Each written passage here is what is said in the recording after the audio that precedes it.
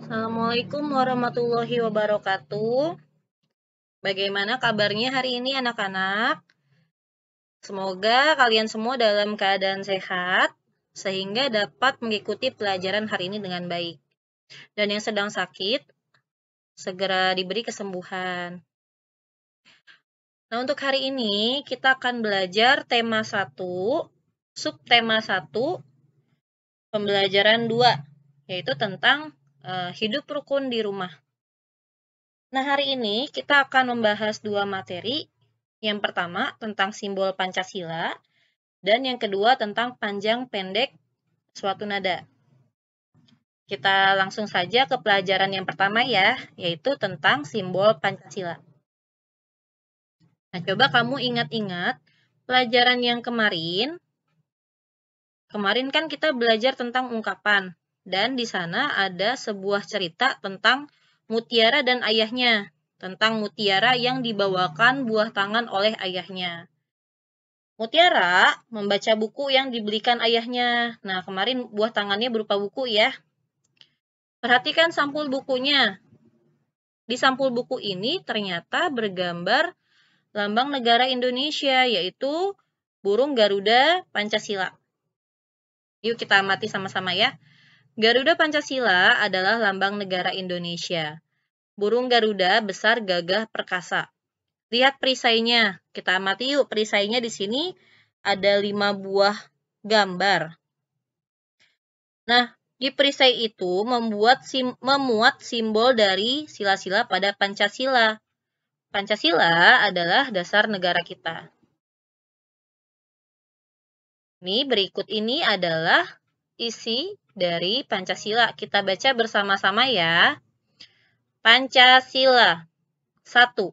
Ketuhanan yang Maha Esa. 2. Kemanusiaan yang adil dan beradab. 3. Persatuan Indonesia. 4. Kerakyatan yang dipimpin oleh hikmat kebijaksanaan dalam permusyawaratan perwakilan. 5. Keadilan sosial bagi seluruh rakyat Indonesia. Anak-anak, Pancasila ini biasanya dibacakan pada saat upacara hari Senin di sekolah ketika sekolah kita tatap muka. Hanya saja karena sekarang sedang dalam pandemi dan sekolah dilaksanakan di rumah, belajar dari rumah, maka Pancasila ini tidak bisa kita dengarkan tiap hari Senin. Oleh karena itu, kita harus menghafal sendiri ya, Nak. Biasakan setiap Senin sebelum mulai belajar, kamu bacakan Pancasila agar kamu hafal tentang sila-sila Pancasila. Yuk kita lanjut lagi. Di sini Ibu sudah memisahkan atau Ibu sudah tadi kan tidak terlalu terlihat ya di gambar perisai ini. Nah, di sini sudah Ibu pisahkan per simbol atau per silanya. Setiap sila pada Pancasila memiliki simbol. Yuk kita perhatikan bersama-sama simbol sila-sila pada Pancasila berikut. Sila pertama yaitu ketuhanan yang Maha Esa disimbolkan dengan bintang. Kenapa seperti itu? Ini ada maknanya. Karena bintang itu kan bercahaya. Maka bintang itu seperti cahaya rohani yang dipancarkan Tuhan kepada manusia. Nah, untuk yang sila kedua yaitu kemanusiaan yang adil dan beradab. Di sini kalau kamu amati gambar rantainya ini berbeda-beda bentuknya. Ada yang bulat, ada yang kotak. Kenapa seperti itu? Rantai pada sila kedua melambangkan biarpun berbeda-beda, ini kan bentuk rantainya berbeda-beda, tetapi mereka saling berikat atau saling bergandengan. Ya, yang bulat dan yang kotak saling bergandengan seperti rakyat Indonesia nih, biarpun berbeda-beda dari suku, agamanya, tapi kita harus selalu bergandengan. Sila ketiga disimbolkan dengan pohon beringin. Kenapa seperti itu? Pohon beringin ini digunakan karena pohon yang besar dan banyak digunakan orang sebagai tempat berteduh di bawahnya. Tuh pohonnya kan besar ya, Nak ya. Kenapa seperti itu? Jadi semua rakyat Indonesia di sini bisa berteduh di bawah naungan negara Indonesia. Rakyat Indonesia yang banyak dapat berteduh di bawah pohon atau di bawah negara Indonesia seperti pohon beringin yang dijadikan tempat berteduh oleh orang banyak. Lanjut lagi, sila keempat. Disimbolkan dengan kepala banteng. Kenapa? Karena banteng adalah hewan yang suka berkumpul. Kalau sila keempat kan bunyinya kerakyatan yang dipimpin oleh hikmat kebijaksanaan dalam permusyawaratan perwakilan. Seperti banteng yang suka berkumpul, rakyat Indonesia pun harus menyelesaikan suatu masalah dengan bermusyawarah, dengan berkumpul. Itu ya. Lalu untuk sila yang terakhir, sila kelima, diwakili oleh simbol padi dan kapas. Kenapa disimbolkan dengan padi dan kapas? Keadilan sosial bagi seluruh rakyat Indonesia. Padi dan kapas mewakili kebutuhan pangan dan sandang atau kebutuhan makanan disimbolkan dengan padi dan kebutuhan pakaian disimbolkan dengan kapas. Seperti kebutuhan seluruh rakyat Indonesia. Bagaimana penjelasannya? Bisa dipahami? Nanti kamu bisa mengulang videonya, bisa mempelajari lagi ya. Oke, agar lebih dalam pelajaran yang kita pelajari hari ini, yuk sama-sama kamu lihat di sini Ibu sudah memberikan tugas yang pertama. Ada di buku tema 1 yang halaman 13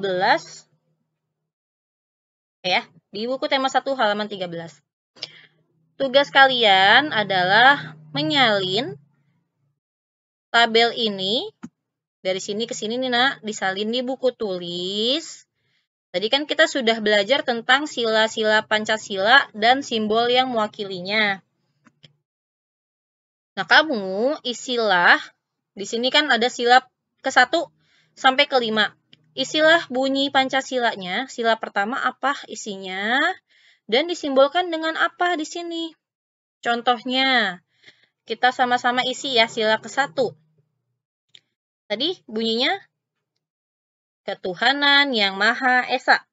Nah, disimbolkan dengan apa tadi ketuhanan yang memancarkan cahaya? Disimbolkan dengan bintang. Nah, selanjutnya kamu isi sendiri di buku tulis masing-masing. Tapi disalin ya, dari nomor 1 juga disalin. Pakai tabel. Boleh minta tolong sama ayah atau bunda di rumah ya. Oke, boleh dulu di pause videonya sebentar. Kamu kerjakan dulu. Setelah itu baru nanti kita mempelajari pelajaran yang kedua. Tentang panjang pendeknya suatu nada. Oke, bagaimana tugasnya? Bisa ya?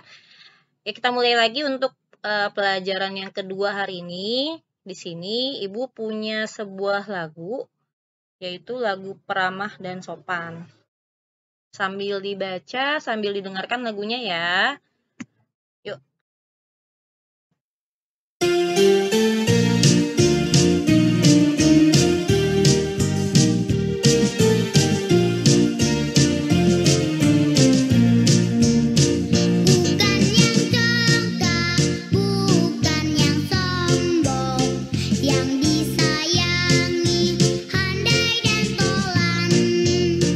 Hanya anak yang tak pernah bohong.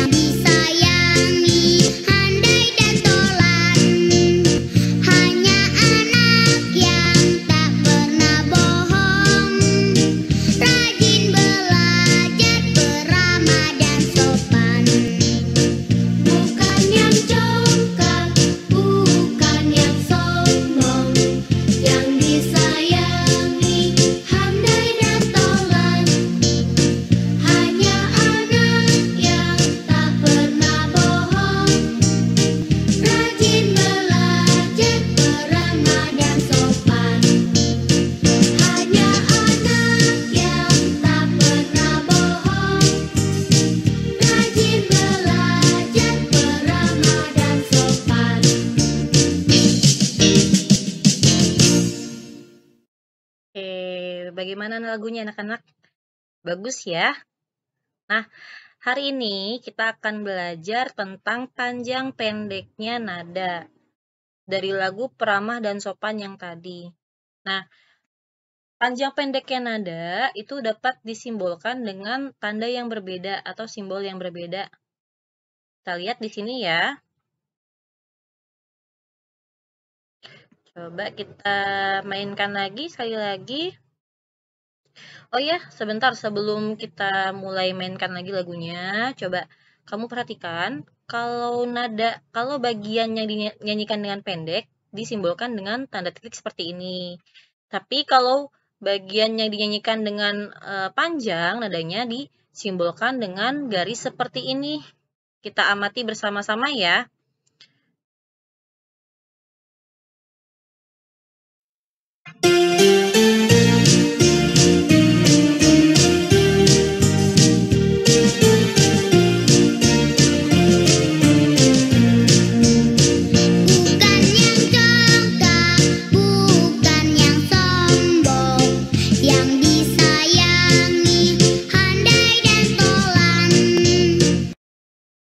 Bagaimana anak-anak? Sudah bisa menemukan perbedaannya?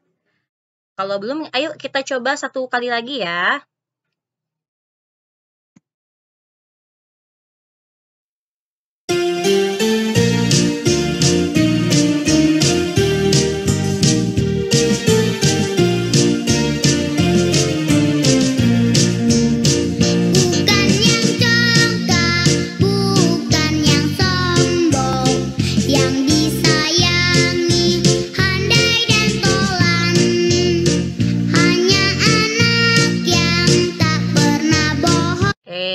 Coba kamu amati tadi pergerakan mouse-nya ibu nih.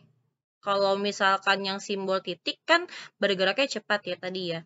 Bukan yang congkak. Nah, di bagian congkak itu kan lebih panjang dinyanyikannya, makanya disimbolkan dengan garis. Tapi kalau yang titik-titik ini tidak panjang. Bukan yang congkak. Gitu ya, Nak ya? Nah, ini kan tadi kita sudah bersama-sama mencoba menyimbolkan atau menandai bagian yang pendek dan panjang 3 baris ini nih. Dari sini sampai sini kita bersama-sama tadi. Nah, tugas kalian yang kedua, berikanlah tanda pada bagian yang dinyanyikan pendek dan tanda garis pada bagian yang dinyanyikan panjang dari 3 bait sisanya ini nih, Nak. Tapi yang kamu tulis di buku tulis tetap dari atas. Dari lirik pertama ya. Jadi ini disalin dulu. Tadi sudah kita jawab bersama-sama. 1, 2, 3 disalin. Lalu yang kamu jawab sendiri 4, 5, 6. Bisa dipahami ya? Oke. Sekian pelajaran hari ini. Semoga kalian paham dengan apa yang Ibu sampaikan. Jika ada yang masih bingung atau ada kesulitan, boleh tanya ke Bu Desi ya. Selamat mengerjakan. Assalamualaikum warahmatullahi wabarakatuh.